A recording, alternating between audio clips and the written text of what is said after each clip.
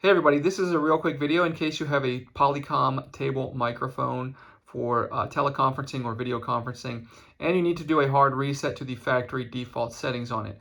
Now there's kind of two reasons you're going to want to do this. The first one is troubleshooting. If this microphone is not connecting to a video bar, or it's not connecting to your devices, or it's not syncing, or if it seems to be not detected or not responding, a hard reset can fix a lot of those issues, especially if you've tried power cycling it already and everything like that. The second reason is if you're just trying to set this up on a new network, on a new system, and you just want to get it back to the way it was when it came out of the box, we can go ahead and do that quite easily. All we're going to do is we need to have power to it, and we're going to need a straightened paperclip.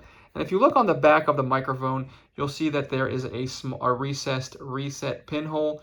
You're just going to go and press with power to the microphone. Go ahead and press and hold that for a couple of seconds, and that will cause the microphone to reset into its factory default settings.